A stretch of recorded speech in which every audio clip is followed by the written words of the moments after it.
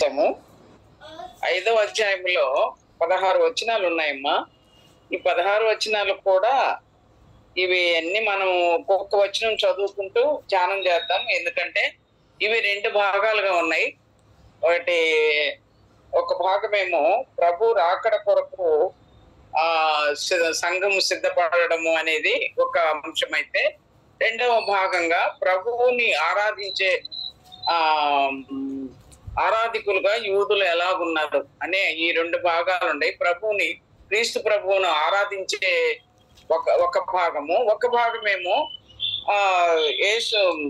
యూదుల యొక్క రక్షణ ఇంకా కూడా ఆలోచన చేస్తే అది రాకడకు సంబంధించినట్లుగా ఉన్నాయి. కాబట్టి ఈ 2 భాగాలు కూడా మనం ధ్యానం చేయాలంటే ఆరాధన భాగాన్ని మనం ముందుగానే ధ్యానం చేసుకున్నాము. ఇది 4వ అధ్యాయము 1వ వచనంలో నుంచి ఉంది. అది 1వ వచనం నుంచి 5 వచనాల వరకు ఈ సేమ్ మాటలే ఉన్నాయి. కాబట్టి ప్రభు చిత్తం అయితే ఈ అధ్యాయాన్ని పూర్తిగా మనము ధ్యానం చేయాలని నేను ఆశపడుతున్నాను. మరి చాలా తక్కువ మంది వచ్చారు, అయినా ప్రభు పని పరోప కార్యము ఆసక్తి కలిగిన వాళ్ళు మరి కనెక్ట్ అవుతారు. ఈ వాక్య భాగాన్ని మనం కొంతకాలం నుంచి పరమగీతం ధ్యానం చేసుకున్నాం. ఈ మధ్య 2 వారాలు మనకు VBS ఆ తర్వాత ప్రేయర్ మీటింగ్ ఇవి ఉన్నందువల్ల మనం కనెక్ట్ కాలేకపోయినాం. సరే, మంచిది. కొంచెం 5వ అధ్యాయము 1వ వచనము 2 వచనాలు చదువుకుందాం. నేను ఇదే చదువుతాను.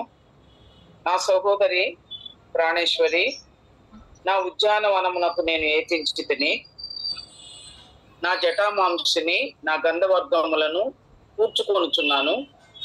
తేనెయు తేనె పట్టును భుజించుచున్నాను. క్షీర సహిత ద్రాక్షారసము పానము చేయుచున్నాను. నా సకులారా భుజించుడి, లెస్సగా పానము చేయుడి, స్నేహితులారా పానము చేయుడి. నేను నిద్రించితేనే గాని నా మనసు మేలుకొని ఉన్నది.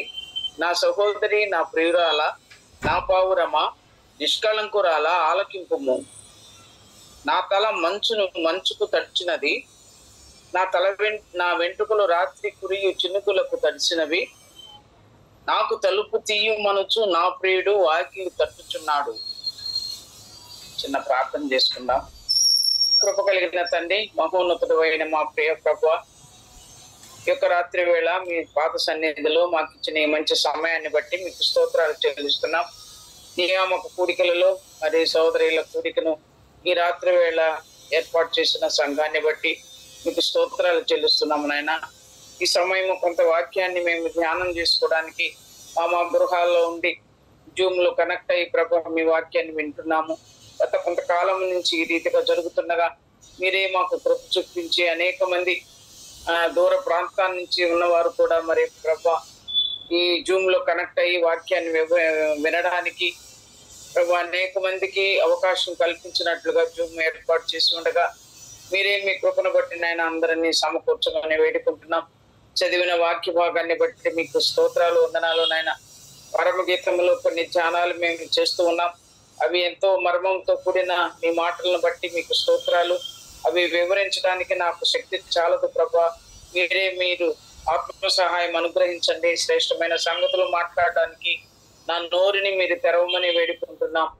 మా తండ్రి, ఏమాత్రము కూడా జ్ఞానం లేని దాన్ని కనుక మీరే మీ కృపను బట్టి మీరే నాకు సహాయం అనుగ్రహించండి. మీ ఆత్మశక్తి చేత నింపమని వేడుకుంటున్నాం. మీ సెలవు చాటును మరుగుపరచమని ప్రార్థన చేస్తున్నాం. మీ మాటలు నా నోటికి వాళ్ళుగా చేయమని వేడుకుంటున్నాను. కృప చూపమని మాతో ఉండమని ఈ సమయం అంతా కూడా మీ యొక్క కృప కలిగిన సన్నిధిలో పరిశుద్ధాత్మని సహాయమున మేము ధ్యానం చేసుకోవడానికి, మా హృదయంలో మీ మాటలు ఉంచుకోవడానికి కృప చూపమని మా ప్రభువును మా రక్షకుడును మీ ప్రియ కుమారుడైన యేసుక్రీస్తు ప్రభు వారి అతి శ్రేష్టమైన నామమున ప్రార్థించి వేడుకుంటున్నాము తండ్రి. ఆమేన్. వాక్య భాగంలో అమ్మ 4వ అధ్యాయము ఆఖరి మాట, ఒక మాట నేను జ్ఞాపకం చేస్తానమ్మా. ఉత్తర వాయువు ఏతించుము 16వ వచనము. దక్షిణ వాయువు వేంచేయము. నా ఉద్యానవనము మీద విసరుడి, దాని పరిమళములు వ్యాపింపచేయుడి. నా ప్రియుడు తన ఉద్యానవనమునకు వేయించేయును గాక, తనకిష్టమైన ఫలములను అతడు భుజించును గాక అని 16వ వచనము ముగింపులో ఆ మాటలు పలికారు. షూలమ్మితి మాటలు పలుకుతూ అతడు నా ఉద్యానవనమునకు వేయించేయుచున్నాడు. అంతకుముందు ఉత్తర వాయువు ఏతించుము, దక్షిణ వాయువు వేయించేయము, నా ఉద్యానవనము మీద విసరుడి, దాని పరిమళములు వ్యాపింపచేయుడి అని అంటాడు. ఆ పై 4 మాటలు కూడా దక్షిణపు గాలి అంటే మనము ధ్యానం చేశాం కదమ్మా. దక్షిణపు గాలి ఏంటి? అది వేడి గాలి. ఉత్తర వాయువు అంటే అది చల్లని గాలి. మనం పంట వేసినప్పుడు అది పైరుకి వచ్చినప్పుడు, పంటకు వచ్చినప్పుడు, పంటకు వచ్చినప్పుడు చల్లని గాలి రావాలి మొదట, తర్వాత వేడి గాలి, దక్షిణపు గాలి రావాలి. దక్షిణ గాలి అంటే అది వేడిని పుట్టించే గాలి.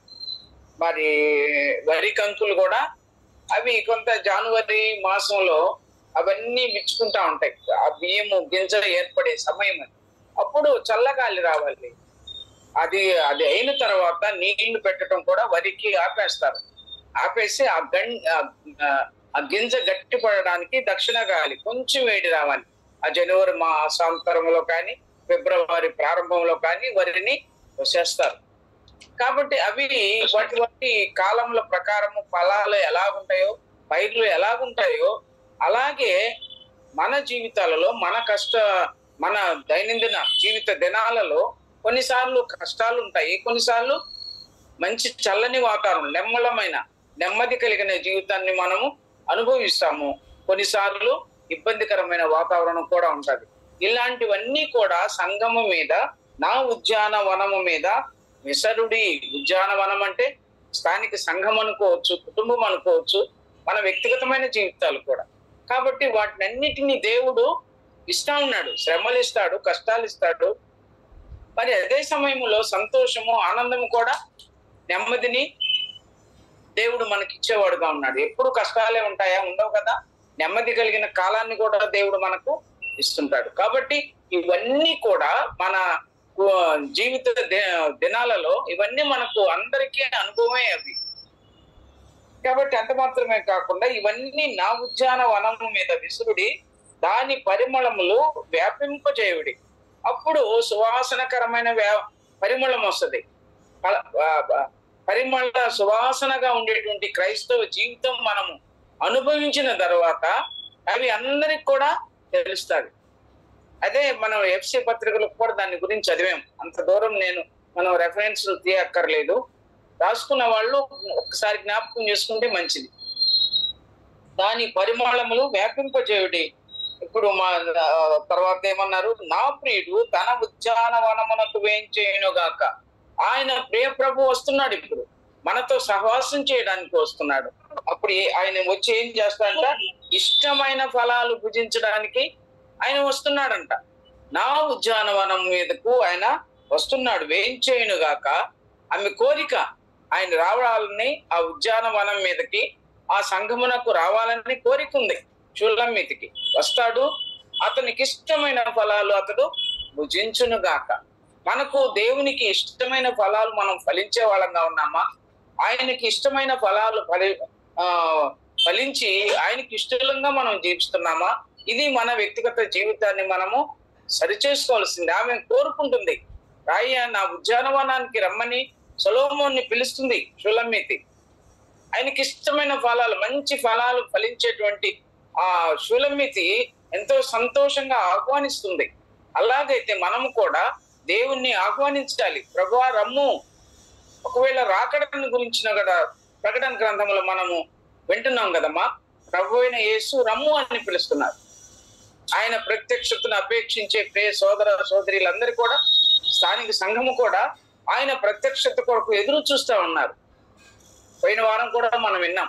మనం ఎదురు చూస్తున్నామా దేవుని రాకడ కొరకు? సరైన సిద్ధపాటు మనం కలిగి ఉన్నామా ఆత్మీయంగా? అందుకని ఈమె ఆహ్వానిస్తా ఉంది, సొలొమోన్ని ఆహ్వానిస్తుంది. రమ్ము, నా ఉద్యానవనం మీదకి రమ్ము. మీరు గాలి విసిరారు, దక్షిణ వాయువు వచ్చింది, ఉత్తర వాయువు, మొదట ఉత్తర వాయువు వచ్చింది, తర్వాత దక్షిణ వాయువు వచ్చింది.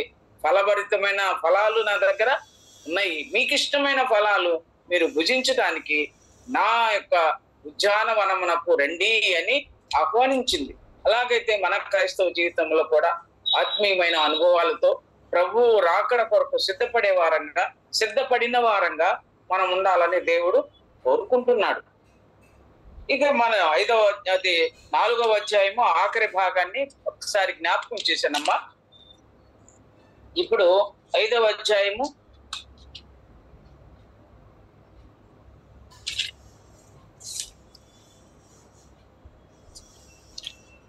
మనం చదువుకున్నాం కదా.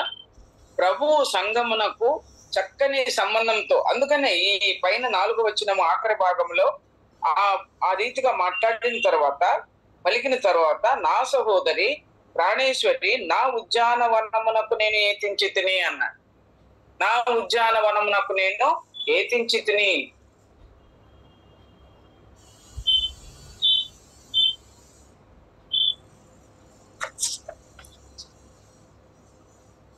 నా ఉద్యానవనమునకు నేను ఏతించి తిని, నా జటామాంసిని నా గంధవర్గములను కూర్చుకొనుచున్నాను, తేనెయు తేనె పట్టును భుజించుచున్నాను, క్షీర సహిత ద్రాక్షారసము పానము చేయుచున్నాను. నా సకులారా భుజించుడి, లెస్సగా పానము చేయుడి, స్నేహితులారా పానము చేయుడి. ఇక్కడ ప్రభు కొన్ని మాటలు మన విషయంలో మాట్లాడుతున్నాడు. ఆయన ఏమని మాట్లాడుతున్నాడంటే, నా ఉద్యానవనమునకు నేను ఏతించి తిని. ఆయన ఉద్యానవనానికి ఏతించాడంట. నా ఉద్యానవనమునకు నేను ఏతించి తిని. ఇది మనం ఒకసారి గమనిస్తే రాకడకు సంబంధించినదిగా ఉంది. ప్రభు రాకడకి ఇప్పుడు మనం ఈ యొక్క 4వ అధ్యాయం ఆఖరి వచనంలో మనం చదువుకున్నదే. ఆయన ప్రత్యక్షతను, ఆయన రాకడను కోరుకునేవారు, ఎదురు చూసేవారు. ఆయన రమ్ము అని పిలిచేటువంటి ఆ గొప్ప అనుభవానికి మనం వచ్చిన తర్వాత, ఈ అనుభవాన్ని ఇక్కడ రాకడకు సంబంధించిన ఆయన ఉద్యానవనమునకు నేను ఏతించి తిని అన్నాడు. అంత మాత్రమే కాదు, మరొక విషయంలో కూడా ఏమనంటే, ప్రభువుతో మధ్యాకాశములో కలుసుకునేటువంటి భాగాన్ని కూడా ఇక్కడ అర్థం వచ్చేదిగా ఉంది. కొంతమంది భక్తులు ఒక రీతిగా అంటున్నారు, ప్రభు రాకడకు ఎదురు చూచేటువంటి సంఘంగా షూలమితిగా ఈ భాగాలు ఉన్నాయి. మరి ప్రభువుతో 7 సంవత్సరాల కాలంలో ఆయన విందులో పాల్గొనే సమయం కూడా దీన్ని మరి కొంతమంది భక్తులు అంటున్నారు.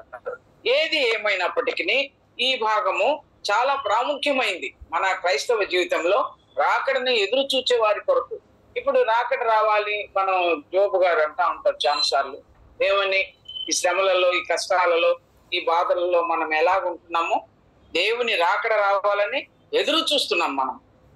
అలాగే ప్రభువు ఆ యొక్క పిలుపు, లేకపోతే రాకడ ఆ బోర ధ్వని ఎప్పుడు వినబడుతుందో దశలోని పత్రికలో రాయబడిన రీతిగా అనేక మంది భక్తులు ఎదురు చూస్తున్నారంట.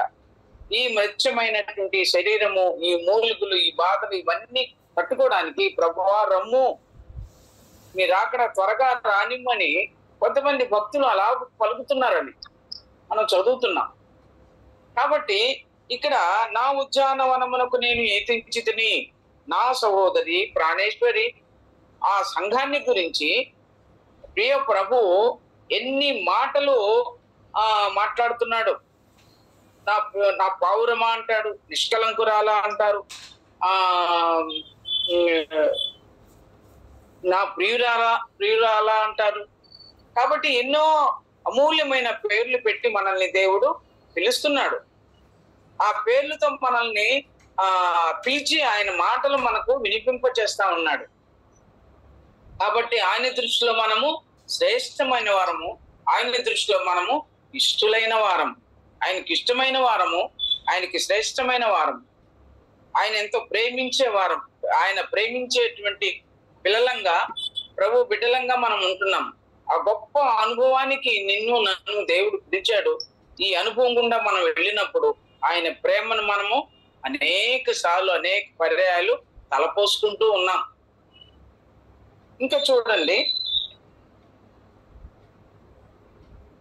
నా ఉద్యానవనమునకు నేను ఏతించి తిని. ఆయన ఉద్యానవనం అంటది, దేవుని సంఘము ఆయనదే. అది ఆయన స్వరక్తం ఇచ్చి సంపాదించిన సంఘము, అది ఆయనది.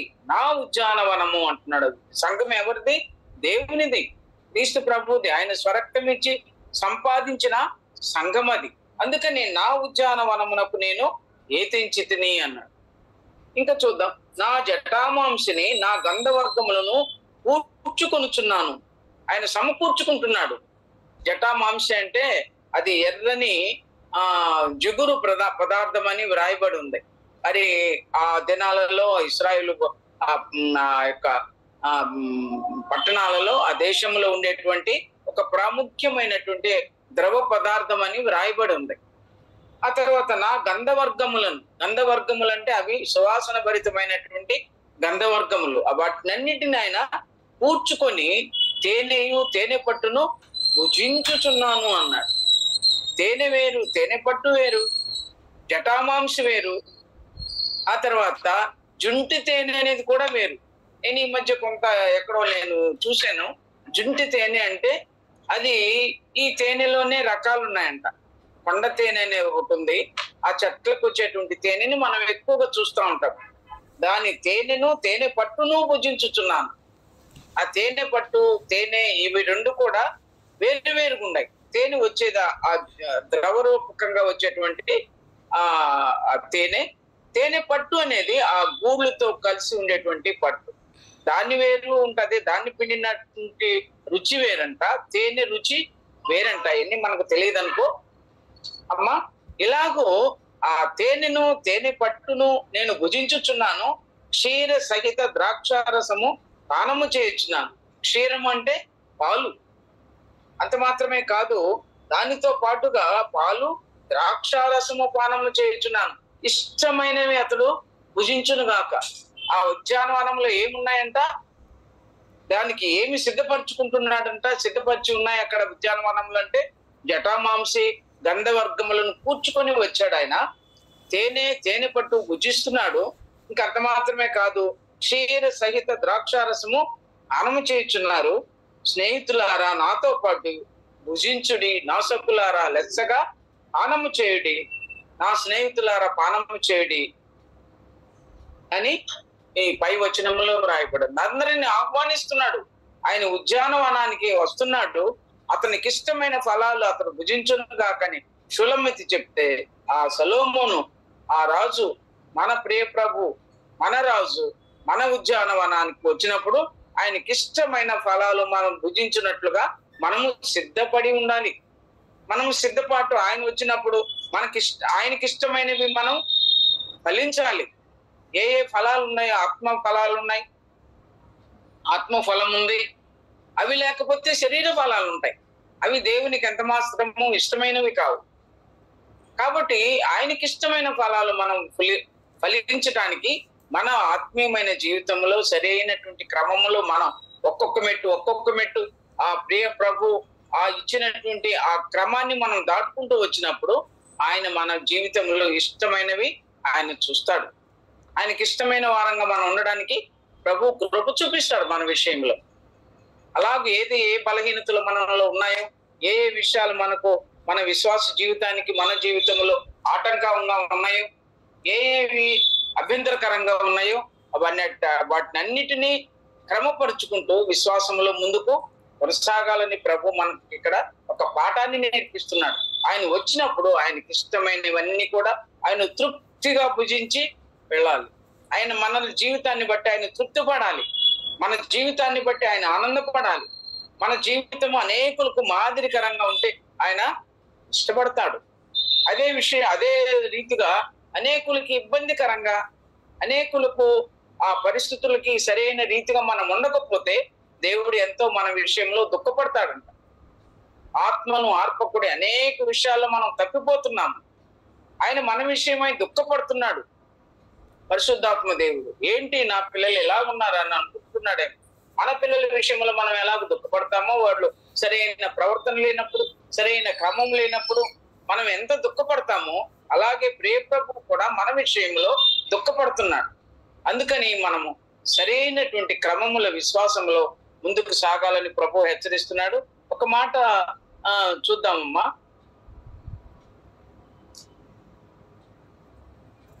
తన ఉద్యానవనమునకు ఏతించితిని, ఇది రాకడకు సాదృశ్యంగా ఉందని మనం చెప్పుకున్నాం కదా. రెండు మాటలు మనం రెఫరెన్స్ చూసుకుందాము, ఆ తర్వాత ముందుకు సాగిపోతాం.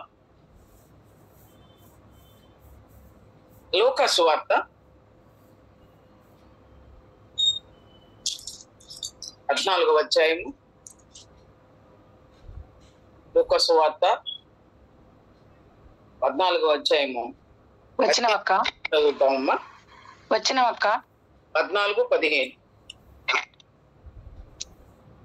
ఆయనతో కూడా భోజన పంక్తిని కూర్చుండిన వారిలో ఒకడు ఈ మాటలు విని, దేవుని రాజ్యములో భోజనం చేయవాడు ధన్యుడని ఆయనతో చెప్పగా.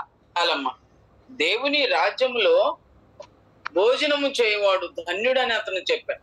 మన ప్రకటన గ్రంథంలో ఒక మాట ఉంది కదమ్మా, ఒక గొప్ప విందు ఆయన 19వ అధ్యాయము 9వ వచనంలో ఉంది. ఒక గొప్ప విందుని ఏర్పాటు చేశాడంట. ఆ విందుకు పిలువబడిన వారు ధన్యులు అని. ఆ విందుకు మనం అందరం కూడా సిద్ధపడాలి. అది రాకడ సమయంలో మధ్యాకాశంలో జరిగేటువంటి విందు అది. కాబట్టి దేవుని రాజ్యంలో ఆయనతో కూడా భోజన పంక్తిని కూర్చుండిన వారిలో ఒకడు ఈ మాటలు విని, ఇంకా ముందు వచనాల్లో కూడా ఉందమ్మా అవన్నీ కూడా. అయితే నీ విందు చేయనప్పుడు పేదలను, అంగహీనులను, పింటివారిని, గుడ్డివారిని, అందరూ సమస్తమైన వారిని పిలుచుకుని రమ్మంటున్నాడు. ముందు వచనాల్లో ఉంది, ఇదే లూకా సువార్తలోనే. అప్పుడు ఈ మాటలు విని దేవుని రాజ్యంలో భోజనము చేయవాడు ధన్యుడని ఆ వ్యక్తి దేవునితో అంటున్నాడు, ప్రభువుతో అంటున్నాడు. దేవునితో కూడా భోజనం కూర్చున్న వాళ్ళు ధన్యులు. మనం కూడా దేవుని రాజ్యంలో ఆయనతో కలిసి మధ్యాకాశంలో భోజన విందులో మనము పాల్గొంటాం. మనం గొర్రె పిల్ల వివాహోత్సవ సమయము వచ్చాను రండి అని మనము వివాహ సమయంలో పాట పాడతాం. అది ఒక గొప్ప విందు రాబోతుంది ఆ విందు. అందులో నువ్వు నేను ఉంటాం, రక్షించబడిన అందరం కూడా ఆ విందులో పాల్గొంటాం. అది ఒక గొప్ప విందు. ఆ విందులో ఆ సమకూర్చబడిన వారందరూ, విందుకు పిలువబడిన వారందరూ ఎవరెవరైతే అంగీకరించి ఆయన నామాన్ని విశ్వాసం నుంచి ఆయనని ప్రభు అని మన నోటితో ఒప్పుకొని రక్షించబడి అనుభవం కలిగి సంఘ సహవాసము చేస్తున్న మనం అందరము కూడా ఆయన బిడ్డలంగా ఆ విందులో పాల్గొంటాం. కనుక ఆ విందులో పాల్గొని మనము ధన్యులము అన్నాడు. ఇక్కడ ఒకతను ఆయనతో కూడా భోజన పంక్తిని కూర్చుండే వారిలో ఒకడు అన్నాడు. మరి ఆ బిడ్డ కూడా, ఆ ఒక్కడు కూడా ప్రభువుని అంగీకరించిన వాడు ఉండొచ్చు. అందుకని ఈ మాటలు విని దేవుని రాజ్యములో భోజనము చేయవాడు ధన్యుడు అని చెప్పారు. ఇంకొక మాట కూడా చూసుకుందామమ్మా. అదే లూకా సువార్త 22వ అధ్యాయం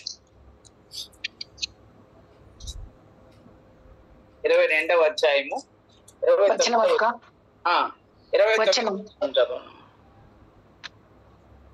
గనుక నా తండ్రి నాకు రాజ్యమును నియమించినట్టుగా నా రాజ్యములో నా బల్ల యొద్ద అన్నపానములు పుచ్చుకొని సింహాసనముల మీద కూర్చుండి ఇశ్రాయేలు 12 గోత్రముల వారికి మీరు తీర్పు తీర్చుటకై నేనును మీకు రాజ్యమును నియమించుచున్నాను. చాలమ్మా. ఇక్కడ ఈ ఒక్క మాట 29వ వచనంలో, కనుక నా తండ్రి నాకు రాజ్యమును నియమించినట్లుగా నా రాజ్యములో నా బల్ల యొద్ద అన్నపానములు పుచ్చుకొని సింహాసనం, ఇది ఇశ్రాయేలుని గురించి వ్రాయబడిన మాట. నా బల్ల యొద్ద నా సన్నిధిలో సింహాసనముల మీద కూర్చుండి భోజనము చేయవారు ఆయన సింహాసనం దగ్గర ఆయన కూర్చోబెట్టుకొని ఇశ్రాయేలుకు భోజనం చేయాలని ఇష్టపడుతున్నాడు ప్రభు. కానీ వారు అంగీకరించినట్లుగా లేదు.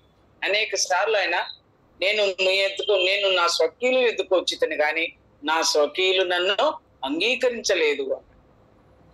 ఆ సందర్భంలో పలికిన మాటలు ఇశ్రాయేలునికి వారి దేవుని యొక్క రాజ్య ఆ స్థాపన విషయంలో వారు అంగీకారంగా లేరు కాబట్టి ఈ మాటలన్నీ వారి గురించి వ్రాయబడ్డాయి. ప్రభు కృపను బట్టి మనకు, అన్యులమైన మనకు ఆ గొప్ప కృపను దేవుడు దయచేసి ఆయన బిడ్డలుగా తీర్చబడ్డాడు. ఆ గొప్ప రాజ్యములు మనము ఉండబోతున్నాం. ఆయన రాజ్యం ఈ మధ్య కొన్ని వీడియోలు చూస్తా ఉన్నాం కదా, అందరూ కూడా శ్రద్ధగా చాలా మంది గమనిస్తా ఉన్నారు. ఆ వీడియోలలో మై కింగ్ అంటూ ఉంటారు ఆయన, పగడాల ప్రవీణ్ గారు కదా. అంటే ఆయన రాజు, ఆయన రాజ్యము కోసం ఆయన ఈ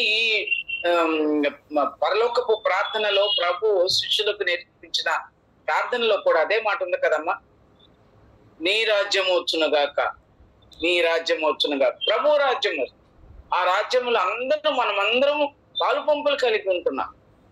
ఆ గొప్ప నిరీక్షణ ఇశ్రాయేలీయులకు లేదు, కానీ మనకైతే దేవుడు తన కృప ద్వారా, ఆయన రక్తం ద్వారా మనల్ని ఆయన సమీపస్తులుగా చేసి ఆ గొప్ప రాజ్యానికి వారసులుగా చేశాడు. దేవునికి స్తోత్రాలు. ఇంకా చూద్దాం, చూడండి, మనం పాఠానికి వద్దాం. ఆ గొర్రెపిల్ల పెండ్లి విందులో అది చాలా గొప్ప విందు. ప్రకటన 9వ వచనంలో ఉంది. ఇచ్చిన వాళ్ళు రాసుకోండి, మరి అదేం చదవద్దు. ఆ విందు కొరకు మనము సిద్ధపడి ఉండాలి. ఆ తర్వాత 2వ వచనం చదువుకుందామమ్మ.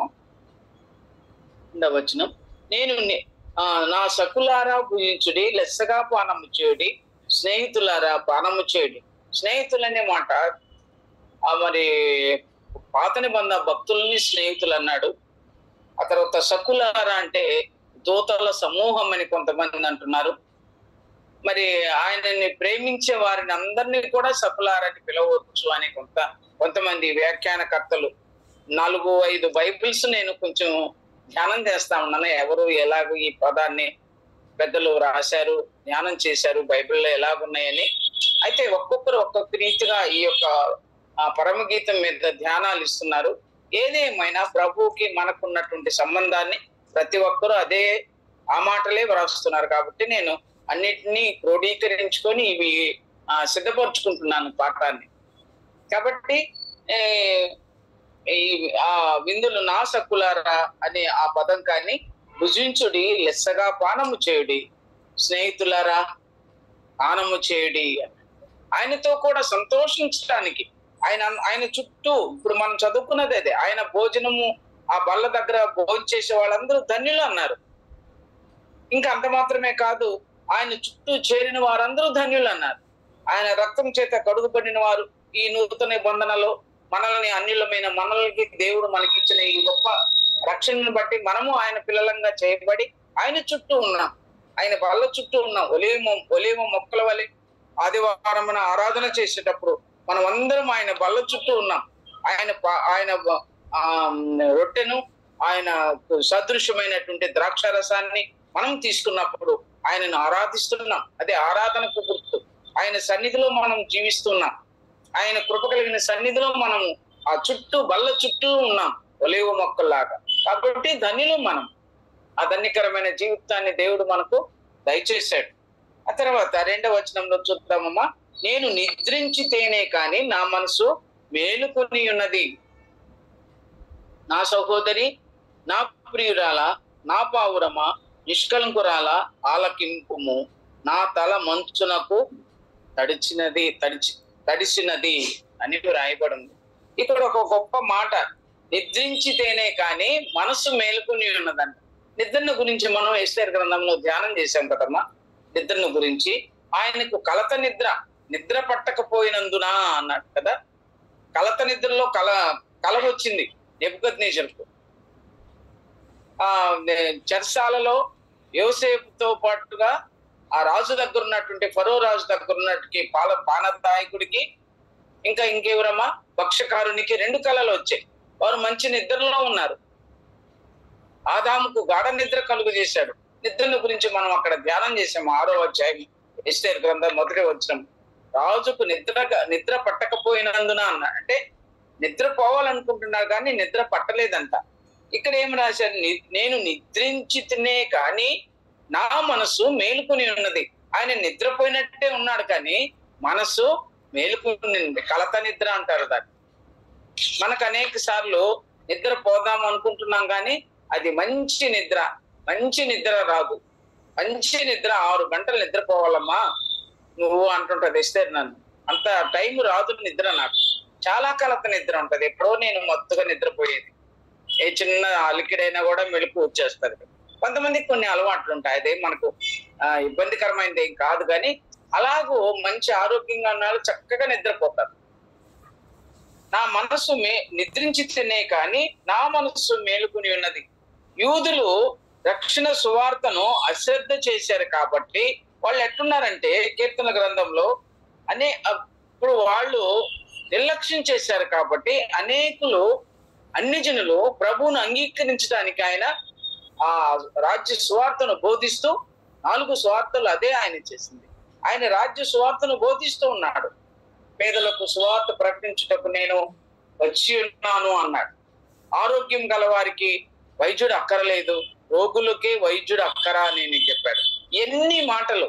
మీరందరూ ఇలాగే ఉన్నారు, కానీ అనేక మంది అక్కడ విందు సిద్ధం చేస్తున్నాను నేను. ఆ విందుకు పిలువబడిన వారు రాలేదు. ఆ మూలలకు వెళ్ళండి, ఈ మూలకు వెళ్ళండి, ఆ వీధిలోకి వెళ్ళండి, అందరినీ పిలవండి. ఆ విందు సిద్ధపరిచి ఉన్నది, రక్షణ విందు అది. ఆ విందులోకి నువ్వు నేను వచ్చాం. అదే ఇక్కడ అనేక మంది అన్యులు దేవుణ్ణి అంగీకరించారు. యూదులు నిర్లక్ష్యం చేశారు, యూదులు అంగీకరించలేదు. మేము మెస్సియా కొరకు ఎదురు చూస్తున్నాం అన్నాడు. నేనే మెస్సియా అని చెప్తున్నాడు ఆయన, కానీ వారు అంగీకరించిన వారు కాదు. అందుకని ఈ మాటలు అంటున్నాడు, నేను నిద్రించితేనే కానీ నా మనసు మేలుకొని ఉన్నది. అనేక మంది కీర్తనలో ఒక మాట ఉంది చూడమ్మా, 123వ కీర్తనలో ఒక మాట ఉంది. దానికి అనుకూలంగా 123వ కీర్తన వచనం 3వ వచనం. మేము అధిక తిరస్కారం పాలైతిమి, మేము అధిక తిరస్కారం పాలైతిమి, అహంకారుల నిందయు గర్విష్ఠుల తిరస్కారమును మా మీదికి అధికముగా వచ్చిన్నది. మమ్మల్ని కరుణింపుము, మమ్మల్ని అది మమ్మల్ని అహంకారుల నింద మేము అధిక తిరస్కారము నొందిన వారమైతిమి. తిరస్కారము పాలైతిమి అంటే విసర్జించబడిన వారు. యెహోవా మేము తిరస్కరింపబడిన వారము, అహంకారుల నింద గర్విష్ఠుల తిరస్కారము మా మీదికి అధికముగా వచ్చి ఉన్నది. అంటే వాళ్ళు గర్విష్ఠులని, దేవుని మాటను వినని వారని, వారికి రక్షణ ఇశ్రాయేలుకు రక్షణ ఇష్టం లేదని రాశాడు ఒక దగ్గర. యెషయా గ్రంథం 32వ అధ్యాయం 9వ వచనంలో వారికి రక్షణ ఇష్టం లేదంట. వారు గర్విష్ఠులుగా ఉన్నారు. అందుకని తిరస్కారము నొందిన వారం, గర్విష్ఠులుగా ఉన్నాం. మేము నీకు ఇష్టలైన వారంగా లేము, తిరస్కరింపబడిన వారంగా ఉన్నాం. వారి యొక్క దుర్గతిని వారు చెప్పుకుంటున్నారు. ఇక్కడ యెషయా గ్రంథంలో 32వ అధ్యాయము 9వ వచనంలో కూడా అదే వ్రాయబడింది. సుఖాశక్తి కలిగిన వారంట. స్త్రీలు కూడా అలాగే ఉన్నారు, సుఖాన్ని ఎక్కువగా ప్రేమించేవారుగా ఉన్నారంట. ఇశ్రాయేలు స్త్రీలు, యెరూషలేము కుమార్తెలు ఉన్నారు, కానీ వారు అందమైన వారు, కానీ వారు దేవుణ్ణి అంగీకరించిన వారు కాదని మన మొదటి అధ్యాయము ప్రారంభంలోనే, ఇంట్రడక్షన్ లోనే ఇశ్రాయేలీలు ఎలాంటి వారు, యెరూషలేము కుమార్తెలు ఎలాంటి వారు, షూలమ్మితి ఎలాంటిది, సొలొమోను రాజు ఎలాంటి వాడు, ఇవన్నీ మనం ధ్యానం చేశాం. వారు దేవుని కార్యములు వాటిలో ఆసక్తి కలిగిన వారే, కానీ దేవునిని అంగీకరించిన వారు, యేసు ప్రభువుని అంగీకరించిన వారు. అందుకనే యెరూషలేము కుమార్తెలారా అని అనేక సార్లు ఈ పరమగీతం గ్రంథంలో వ్రాయబడి ఉంది. వారు ఇలాంటి వారని. ఇశ్రాయేలీలు కూడా అలాంటి వారే, నిద్రావస్థలో ఉన్నారంట. 64వ అధ్యాయం యెషయా గ్రంథం 7వ వచనంలో వారు నిద్రావస్థలో ఉన్నారంట. నేను నిద్రించితేనే కానీ నా మనసు మేలుకొని ఉన్నది అని ఈ మాటలు మనం చదువుతాం పరమగీతంలో. ఆ మనసు మేలుకొని ఉన్నది, నా సహోదరి, నా ప్రియురాల, నా పావురమ్మ, నిష్కళంకురాల ఆలకింపుము. ఇది ప్రియ ప్రభువు పలికే మాట. ఆయన నిద్రపోయినట్టే ఉన్నాడు, కానీ ఆయన మనసు మేలుకొని ఉంది. నా కొరకు, నీ కొరకు ఆయన ఆలోచన చేస్తున్నాడు. ఎవరు ఏ కష్టాల్లో ఉన్నామో, ఈ ఇశ్రాయేలీయుల జాతి అంతా అంతమైపోయేటువంటి పరిస్థితిని ఏర్పాటు చేస్తే హామాను దాని కొరకు రాజుకి ఏమైందంటమ్మా, నిద్ర పట్టకపోయాను. ఆ రాత్రి రాజుకు నిద్ర పట్టకపోయాను అని వ్రాయబడింది. నిద్ర రానివ్వల దేవుడు వారి క్షేమం కొరకు, వారి భద్రత కొరకు, వారి రక్షణ కొరకు. అలాగైతే మన కొరకు కూడా ఆయన నిద్రించినట్టే ఉన్నాడు, కానీ ఆయన మనస్సు మన కొరకు మేలుకుని ఉన్నది. ఆ తర్వాత చూద్దామమ్మా. ఇంకా చాలా అంశాలు ఉన్నాయి అందులోనే. ఈ ఇశ్రాయేలీయుల వారి యొక్క తిరస్కారము, వారి యొక్క గర్భిష్టితనము, వారు దేవుని యందు ఆసక్తి లేకపోయిన వారు, తర్వాత నిద్రావస్థలో ఉండేవారు, ప్రార్థించేవారు కాదు. ఇవన్నీ చాలా చాలా జెఫన్యా గ్రంథంలో అయితే మలాకీలోను చాలా మంది ప్రవక్తలు ఆ ఇశ్రాయేలు గురించి వివరించినటువంటి భాగాలు ఎక్కడి నుంచి ఉన్నాయమ్మా? యెషయా గ్రంథం నుంచి ఆఖరగా మలాకి వరకు కూడా అనేక మంది ప్రవక్తలు ప్రవచించారు. ఇశ్రాయేలు యొక్క దుష్టత్వాన్ని గురించి, వారి యొక్క తిరుగుబాటు స్వభావాన్ని గురించి, వారి తిరస్కారాన్ని గురించి బహుగా వ్రాసి ఉంది. ఈ ప్రవక్తలు, పెద్ద ప్రవక్తలు, చిన్న ప్రవక్తలు ఎంతో మంది ఉన్నారు. వారందరూ కూడా ఎంతో తేటగా ఇశ్రాయేలు యొక్క జీవిత విధానాన్ని వ్రాశారు వారు. కాబట్టి చూసుకున్నాం మనం. ఇంకా నా తల మంచునకు నా తల మంచుకు తడిచినది, నా వెంట్రుకలు రాత్రి కురియు చినుకులకు తడిసినవి. నాకు తలుపు తీయమనుచు నా ప్రియుడు వాకిలి తట్టుచున్నాడు. ఇక్కడ ఇవన్నీ ఒక రీతిగా ఉంటే, వేరే రీతిగా మనం ఎలాగ చెప్పుకోవాలంటే, నా తల మంచుకు తడిచినది అనేది నా ప్రియుడు తన ఉద్యానవనమునకు వేంచేయునుగా. కానీ ఇందులో షూలమ్మితి ఉద్యానవనము ఆహ్వానించినట్లుగా ఉంది. ఆ ఆహ్వానాన్ని మన్నించి అది మొదటి వచనంలో ఉంది. రెండవ వచనంలో ఎలా ఉంది? దేవుని స్వరము వినబడినట్లుగా ఉంది. సంఘము నిద్రావస్థలో ఉందంట. ప్రభు అయితే నిద్రించితేనే కానీ నా మనసు మేలుకొని ఉన్నదంటే, సంఘము ఎలాగుందంటే నిద్రావస్థలో ఉన్నట్టుగా ఉందంట. గాఢ నిద్ర పోయేటువంటి వారు ఉంటారు. మత్తుగా నేను నిద్రించినాను, నా ప్రక్కన ఉన్నటువంటి ఆ వేశ్య నా ప్రక్కన ఉన్నటువంటి బిడ్డను తీసుకుని పోయిందని రాజుల గ్రంథంలో మనం చదువుతాం కదమ్మా. అలాగుంది అక్కడ. కానీ ఇక్కడ ఏమున్నది? ఇక్కడ ఏమి వ్రాయబడిందంటే, ప్రభు మన మధ్యలో లేనట్లుగా మనం నటిస్తున్నామని రాశారు ఒక భక్తుడు. కానీ ఆయన మనలను విడిచిపెట్టలేదు. మేము ప్రభువా మేము నిద్రిస్తున్నాము, నీకు చింత లేదా అని శిష్యులు అంటున్నారు కదమ్మా.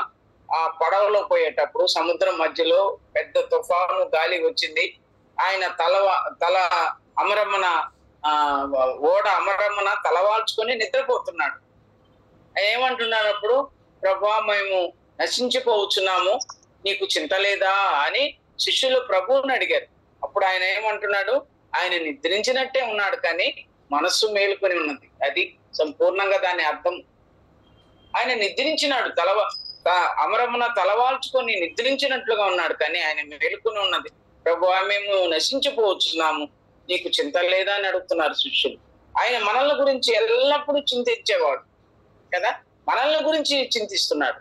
ఈ యొక్క పడవలో, ఈ తుఫానులో, ఈ పడవలో నేనుండగా మీకు భయం ఎందుకు అన్నట్లుగా ఆయన నిద్ర నటిస్తున్నాడు.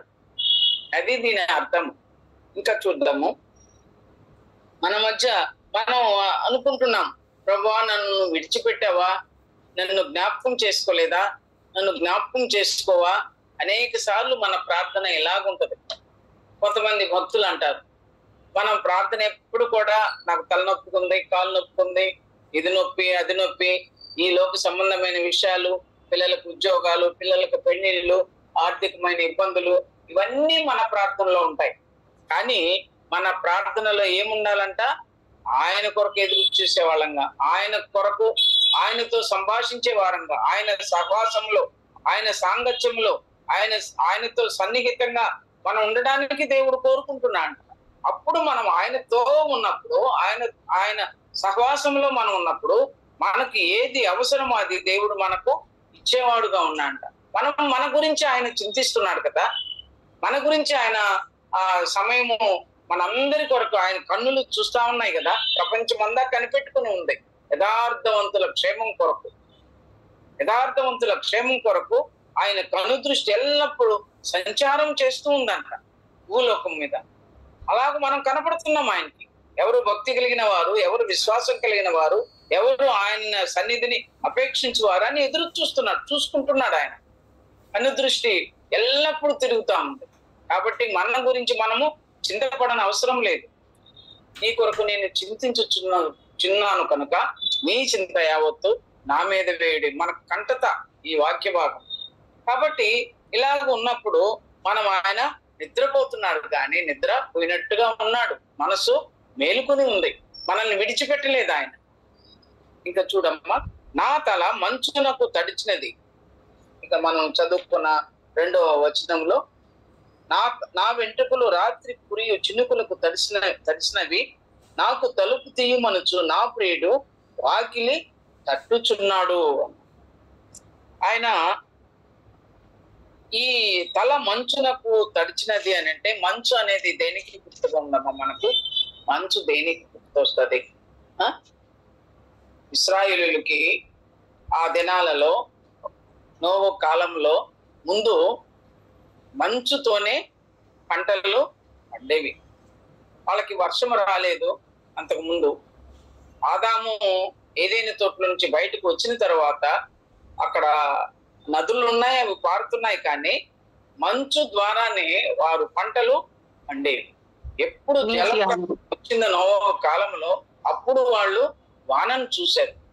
అంతవరకు మంచుతోనే వారికి ఆహారాన్ని వారు పండించుకున్నారు, భూమిని సేద్యం చేసుకొని. అందుకని మంచు, మనం ఈ విషయాలు అక్కడ మంచు వల్ల పైర్లు పండించుకున్నారు ఆ దినాలలో. అయితే ఇక్కడ మనము ఈ మంచు పరిశుద్ధాత్మనికి, ఈ లోక సంబంధమైన ఈ లోకంలో మనకు మంచు అంటే ఏంటంటే పరిశుద్ధాత్మనికి గుర్తుగా ఉంది. ఆ మంచుతో ఆయన తల తడిచినదంట. మనం దేని వాక్యం చేత మనం ఒక విత్తనం వేసినప్పుడు అది ఫలభరితంగా చేయాలంటే వాక్యం అనే వర్షం చేత నింపండి ప్రభు అని ప్రార్థన చేస్తాం. చాలా మంది చేస్తారు. నాకు ఆ భాగం, ఆ మాట నేను ఎక్కువగా జ్ఞాపకం ఉండదు, కానీ ఆ మంచి వర్షము చేత, మీ వాక్యం అనే వర్షం చేత అవి చక్కగా మొలకెత్తినట్లుగా మరి ఫలభరితంగా చేయమని ప్రార్థన చేస్తున్నాం. ఒక వాక్యాన్ని చెప్పిన తర్వాత చాలా మంది చేస్తారు ఆ ప్రార్థన. మంచిది కూడా ఆ ప్రార్థన, ఆ మాట కూడా. కాబట్టి ఆ వర్షం అనేటువంటి వాక్యం అనే వర్షం చేత అది తడపాలంట. మనం దేంతో తడపడుతున్నాం? వాక్యం అనే వర్షం చేత తడపడుతున్నాం, లేకపోతే మామూలుగా వర్షం అనుకుంటున్నామా? అది ఇక్కడ వ్రాయబడింది. నా తల మంచునకు తడిచినది. మనం ఎలాగుంటున్నాము? వాక్యం అనే వర్షంలో మనం తడిచిపోతున్నామా, లేకపోతే ఇలాగే ఉంటున్నామా? మనం సరైన రీతిగా మొలకెత్తే ఆ పరిస్థితుల్లో ఉన్నామా? గింజ భూమిలో పడి మొలకెత్తితే అది విస్తారమైన ఫలాలు వస్తాయి. అది ఒంటిగా ఉంటే అది మృతమైపోవును అని వ్రాయబడింది కదమ్మా. అలాగైతే మనము ఎలాగున్నాము? అది భూమిలో వేసినటువంటి గింజ వలె ఫలభరితమైన జీవితం కలిగి ఉన్నామా? ఒంటిగా ఉంటున్నామా? ఒంటిగా ఉంటే దేనికి ప్రయోజనం లేదు. దేవుని సన్నిధిలో మనం ఆ మంచుకు తడిసి వర్షంతో నింపబడి మంచి ఫలభరితమైన విశ్వాస జీవితాన్ని మనం జీవించినట్లయితే ఆయనకి ఇష్టంగా మనము నడలం. ఇంకా చూడండి, ఆకాశపు మంచు భూమికి సారాన్ని ఇస్తుంది. యాకోబు లో అబ్రహాము ఇస్సాకు యాకోబుని దీవించినప్పుడు ఒక మాట అంటాడు కదమ్మా, సారము, అది సువాసన, భూమికి సారాన్ని ఇచ్చేటువంటి ఒక మాట చూద్దామమ్మా. ఆదికాండము 27. అప్పుడప్పుడు మనం చదువుకుంటున్నాము ఆ వాక్య భాగాన్ని కూడా. ఆదికాండము 27వ అధ్యాయంలో ఒక మాట ఉంది. 28వ వచనం తీసిన వాళ్ళు చదవండి. ఆదికాండము 27వ అధ్యాయము 28వ వచనం. ఆకాశం మంచును, భూసారమును, విస్తారమైన ధాన్యమును, ద్రాక్షరసమును దేవుడు నీకు అనుగ్రహించును గాక. చాలమ్మా, చాలు. ఇదిగో నా కుమారుని సువాసన యెహోవా దీవించిన చేని సువాసన వలె ఉన్నది. ఆకాశపు మంచును, భూసారమును, విస్తారమైన ధాన్యమును, ద్రాక్షరసమును దేవుడు నీకు అనుగ్రహించును గాక. ఆకాశపు మంచును, భూసారాన్ని. ఆకాశపు మంచు ఏమిస్తుందమ్మా? భూమికి సారాన్ని ఇస్తుందంట. అది యాకోబును దీవించిన దీవెన ఇస్సాకు. యాకోబును దీవించిన దీవెనలో ఆ మాటను వ్రాయబడి ఉంది. మంచు, ఆకాశపు మంచును, భూసారమును, విస్తారమైన ధాన్యమును, ద్రాక్షారసమును దేవుడు నీకు అనుగ్రహించునుగాక. అలాగైతే ఆకాశపు మంచును దేవుడు మనకు ఆహారాన్ని సమృద్ధిగా ఇచ్చేటువంటి ఆ ఆకాశపు మంచును దేవుడు మనకు కురిపిస్తున్నాడు.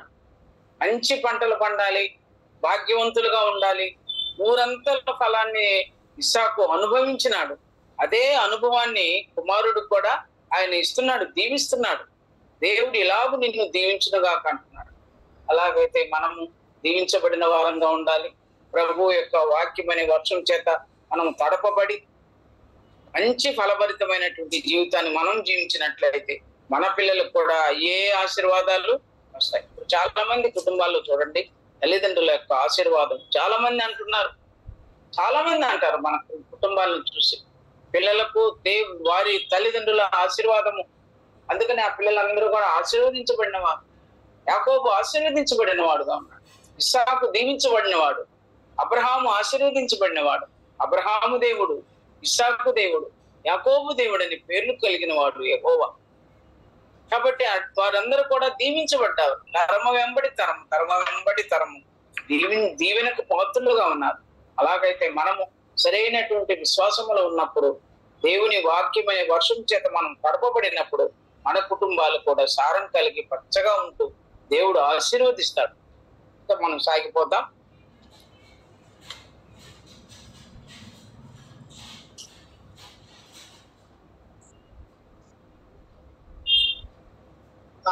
నా వెంట్రుకలు రాత్రి కురియు చినుకులకు తడిచినవి. నాకు తలుపు తీయమనుచు నా ప్రియుడు వాకిలి తట్టుచున్నాడు. నేను వస్త్రం తీసివేస్తుని, నేను మరలా దాన్ని ధరింపనేలా. నా పాదములు కడుగుకుంటుని, నేను మరలా వాటిని మురికి చేయనేలా. 3వ వచనం కూడా చదివాను. 2వ వచనంలో ఆఖరి లైన్ ఏముందమ్మా? నాకు తలుపు తీయమనుచు నా ప్రియుడు వాకిలి తట్టుచున్నాడు. ఈ రాత్రి వర్షము మంచు కూడా నేను కొంత ధ్యానం చేశానమ్మా.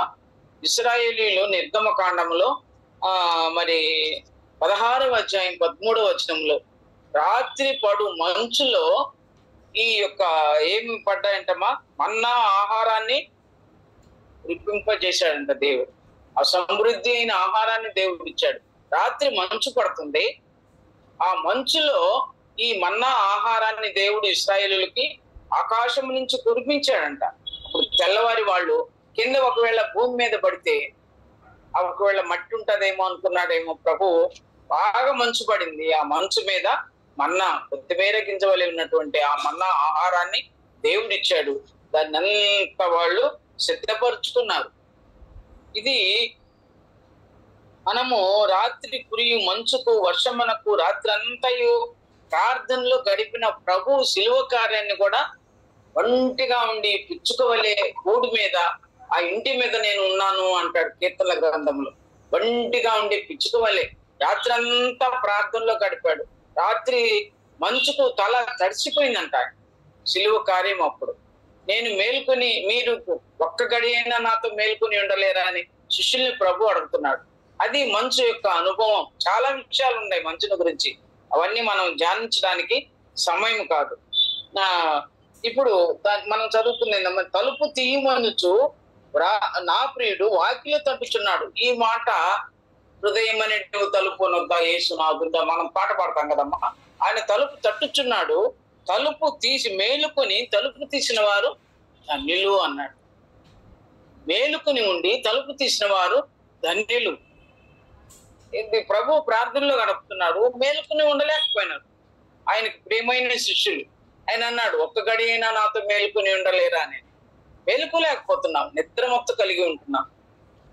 కనుక రాత్రికి మంచులో తడిచినప్పుడు ఆ మన్నా ఆహారాన్ని వాళ్ళు ఎలాగో సమకూర్చుకున్నారు. ఆ రాత్రి మంచు ప్రభు పిల్లలకు ఏది పరిశుద్ధమైనట్టుగా, మంచు అంటే పరిశుద్ధతకు గుర్తుగా ఉంది. అలాంటి పవిత్రమైన జీవితాన్ని మనం జీవించాలని కోరుకుంటున్నారు. ఆ ప్రియ ప్రభు తలుపు తట్టినప్పుడు మెళుకువగా ఉండి తలుపు తీసిన వారు ధన్యులు అంటారు. ఆయన తడుతున్నాడు తలుపు, రక్షణ తలుపు కావచ్చు, ఆ యొక్క రక్షణ కొరకు కావచ్చు, లేకపోతే ఆయన యొక్క సిద్ధపాటు కొరకు కావచ్చు, రాకడలో సిద్ధపాటు. బుద్ధి కలిగిన కన్యకలు, బుద్ధి లేని కన్యకలు కూడా ఆ ఉపమానాలు మనం చదివాం కదమ్మా. నిద్రమత్తులో ఉండి ఆయన వచ్చినప్పుడు మెలుకుతో ఉండలేక ఆయన తలుపు వేయబడినటువంటి 5 కన్యకలను మనం చూస్తాం. ఆ భాగాలు చదివినప్పుడు మనకు గుర్తొస్తాయి. ఆయన తలుపును వద్ద నిలబడి తట్టుచున్నాడు.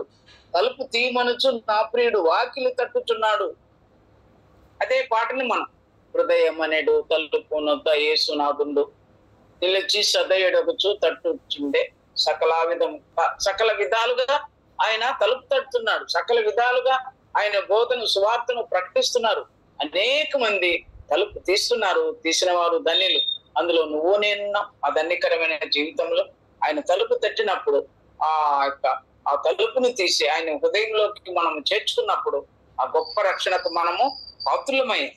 ఇంకా చూద్దాము 3వ వచనంలో, నేను వస్త్రము తీసివేసి నేను మరలా దాన్ని ధరింపనేలా, నా పాదములు కడుపుకుంటుని వాటిని నేను మరలా మురికి చేయనేలా. నేను ఈ మాటలు వస్త్రమును తీసివేసి అంటే ఈ వస్త్రాలు ఇశ్రాయేలులకు ఎలాగున్నాయంటే స్వనీతి వస్త్రాలు. వారి నీతి క్రియలు కాదు కానీ స్వనీతి క్రియలు వస్త్రాల్లా కనపడుతున్నాయంట. ఒకసారి మనము 37వ అధ్యాయం అనుకుంటా ఆదికాండంలో, ఆయన వస్త్రములన్నిటినీ తీసివేసి ఉతుక్కొని మిమ్మల్ని మీరు శుద్ధి చేసుకోండి. ఆ శక్యమైనటువంటి ఆ పట్టణంలో నుంచి వచ్చినప్పుడు వాళ్ళ కుమారులందరికీ యాకోబు అంటున్నాడు, మీ వస్త్రములన్నీ మలినమై ఉన్నాయి, వాటిని ఉదుకుకొని శుభ్రపరుచుకోండి అన్నాడు. వస్త్రములు మురికే అవుతున్నాయి. కానీ ఇక్కడ ఏమి వ్రాయబడింది? నేను వస్త్రము తీసివేసి నేను మరలా దాన్ని ధరింపనేలా. ఈ మామూలు వస్త్రాలు అనుకుంటున్నారు, మంచి పట్టు వస్త్రాలు కట్టుకున్నారు. మరలా దాన్ని నేను ఎందుకు మురికి చేసుకోవాలా? నా పాదాలు కడుక్కున్నాను కదా, మరలా వాటిని మురికి కడుక్కోవడం ఎందుకు? నేను పాదాలు కడుక్కునే వచ్చాను, నేను శుభ్రంగా ఉన్నాను, సున్నతి చేయబడ్డాను. ఇది వారి అర్థం. ఈ మాటలకు అర్థము, వారు శుభ్రంగా ఉన్నారు, వారు స్వనీతి క్రియల వల్ల మంచిగా మేము ఉన్నాము అనుకుంటున్నారు. కానీ ఆ స్వనీతి క్రియలు ఆయన దృష్టిలో ఎలాగున్నాయంట? మురికి గుడ్డల్లాగున్నాయంట. అందుకని ఆయన అన్నాడు, మీ వస్త్రములను మార్చుకొనిడి, వాటిని ఉతుక్కొనిడి, పవిత్రంగా ఉండండి అని యాకోబు తన కుమారులకి ఆజ్ఞాపిస్తున్నాడు. మనము బేతేలులో ఆయన సన్నిధిని బలిని అర్పించాలి కనుక మనము శుభ్రం చేసుకోవాలి. శుభ్రంగానే ఉన్నాయి కానీ హృదయము శుభ్రతగా ఉండాలి, హృదయం పరిశుద్ధంగా ఉండాలి, పవిత్రంగా ఉండాలి, పరిశుద్ధంగా ఉండాలి. ఇవి దేవుడు మనల నుంచి కోరుకున్నాడు. బాహ్య సౌందర్యము, భాగ్యమైన వస్త్రాలు కాదు ఇక్కడ తలంపులు. ఇంకా చూద్దాం. దేవుడు మన ప్రియ ప్రభు కూడా, యేసు ప్రభు ఆయన శిష్యుల పాదాలు కడిగాడు. ప్రభా నా పాదాలు కడుగని పేతురు అడిగినప్పుడు, నువ్వు శుభ్రపరుచుకున్నావు కదా, ఇంకా నీ పాదాలు ఎందుకు కడగాలి అన్నాడు.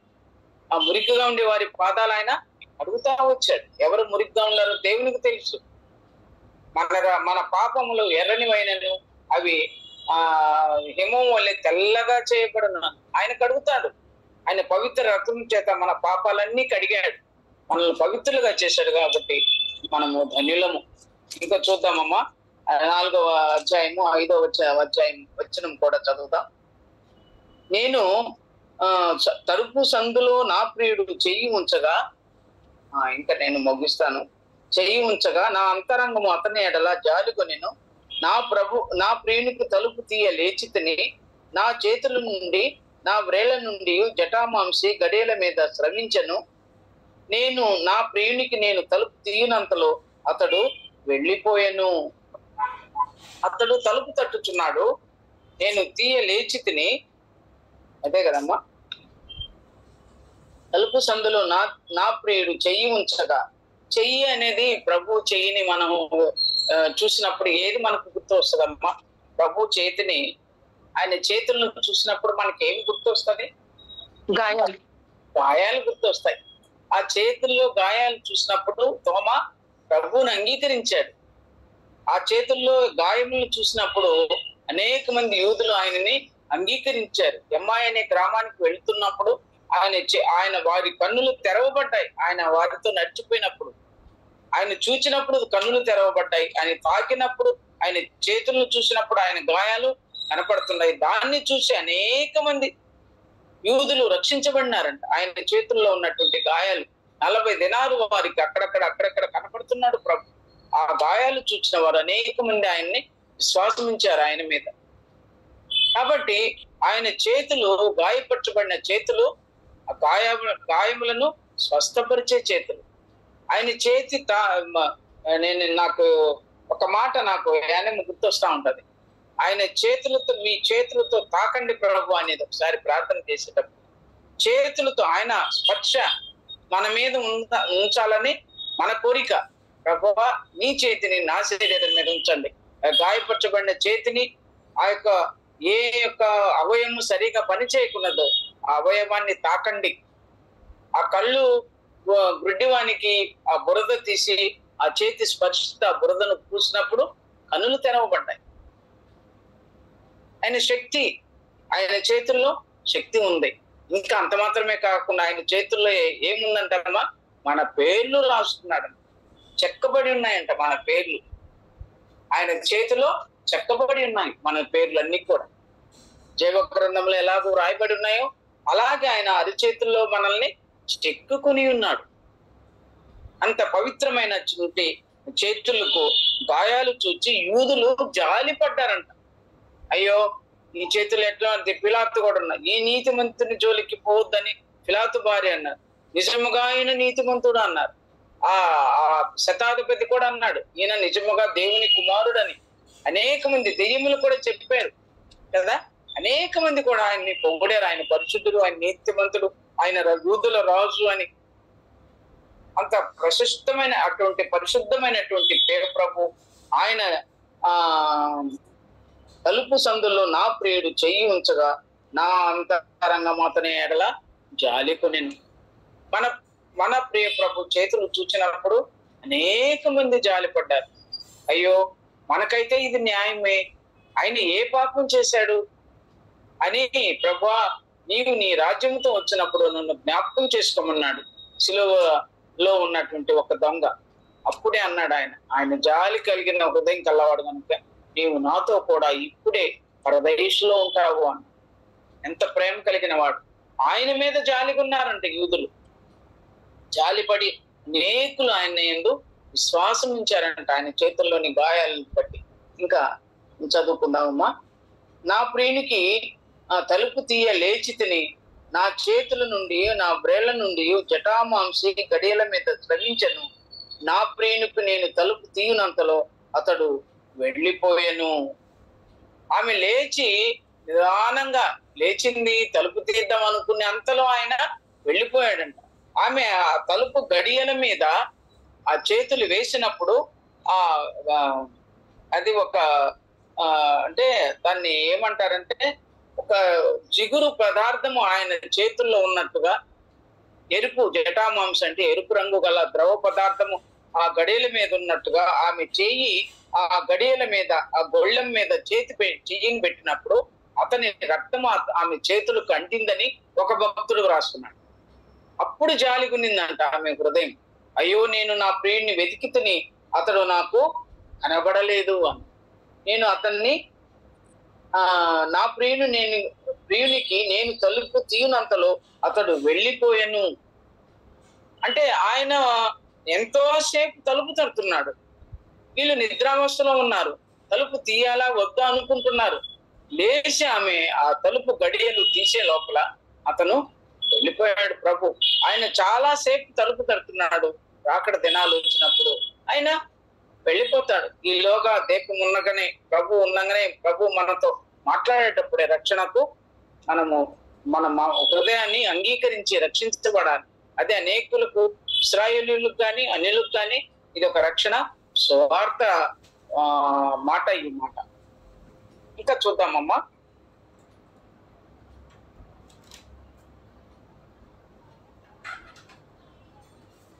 ఇది 7వ వచనం చదువుదాము. నేను పిలిచినను అతడు పలుకలేదు, నేను అతన్ని వెతికినను అతడు కనబడకపోయాను. అతని మాట వినుట తోడని నా ప్రాణము సమస్యలేను. అది పైన 6వ వచనంలో ఆ మాటలు చదివాను. 7వ వచనంలో, పట్టణములో తిరుగు కావలి వారు నాకు ఎదురుపడి నన్ను కొట్టి గాయపరిచిరి.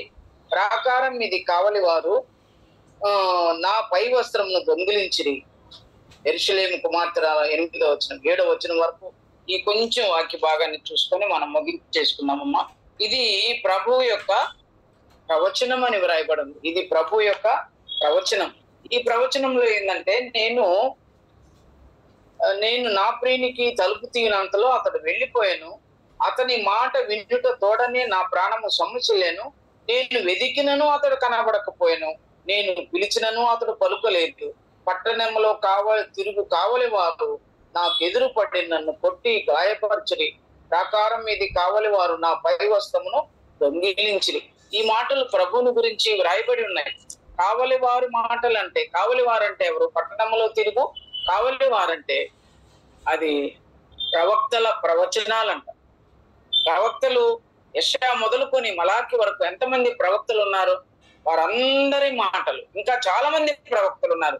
ఇక్కడ పేర్లు వ్రాయబడని, గ్రంథాలుగా వ్రాయబడని ప్రవక్తలు చాలా మంది ఉన్నారు. వారందరినీ పట్టణంలో తిరుగు కావలివారు అన్నారు. అంత మాత్రమే కాదు, ఇంకా కింద కూడా చూడమ్మా, ప్రాకారం మీది కావలివారు. ప్రాకారం మీద నిలబడి దేవుని దూతలు ఎవరెవరు ఏ ఇబ్బందుల్లో ఉన్నారో, అవసరాల్లో ఉన్నారో, శత్రువు వస్తుందా, అపవాది వస్తుందా అని ప్రాకారం మీద కావలి కాసేవారు కూడా దేవుని దూతలని వ్రాయబడు. పట్టణంలో తిరుగువారు కావలివారు ప్రభు యొక్క ప్రవక్తలు అని వ్రాయబడు. వీరు ఎన్ని మాటలు చెప్పినా వారు సరైనటువంటి క్రమములో లేనివారుగా ఇశ్రాయేలుని గురించి ఆయన పలుకుతున్నాడు. ఈ మాటలు ఎంతో దుఃఖకరంగా ఉన్నాయి. పట్టణంలో తిరుగు కావలి వారు నా పై వస్త్రమును దొంగిలించిరి అన్నాడు. దానియేలు గ్రంథంలో ఒక మాట ఉందమ్మా.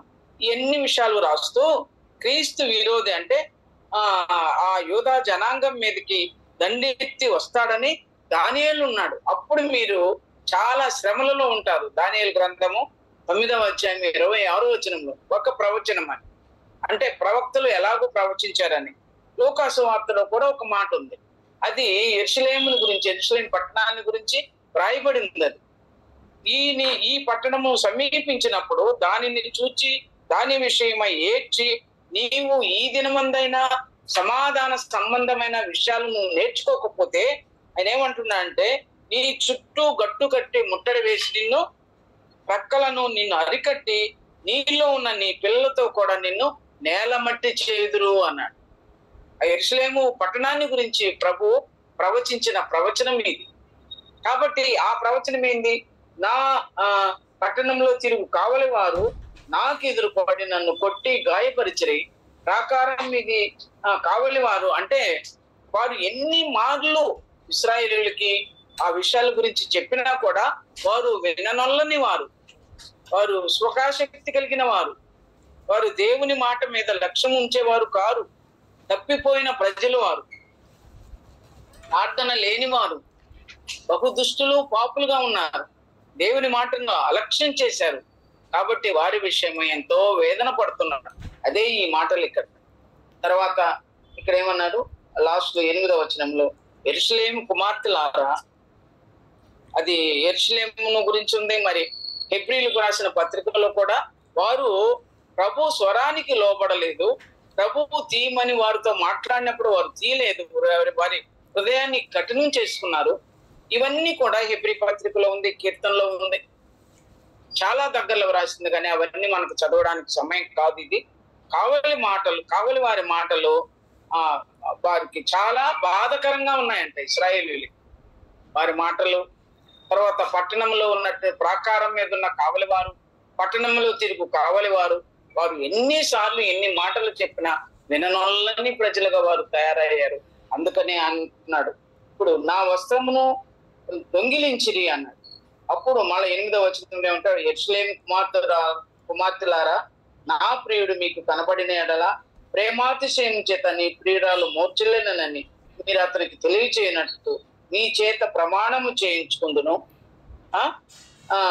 అధిక స్త్రీలలో అధిక సుందరి వగుందానా, వేరు ప్రేమి కన్నా నీ ప్రేమి విశేషమేమి అన్నాడు. ఈ పై మాటలు మన 2వ అధ్యాయము 8వ వచనంలో మనం ధ్యానం చేసాం, యెరూషలేము కుమార్తెలు. అది మరలా ధ్యానం చేయడం మనకి ఎందుకు సమయం, ఆ భాగాల్ని ముగింపు చేసుకుందామని నేను ఈ 7 వచనాల వరకు ధ్యానం చేశాను.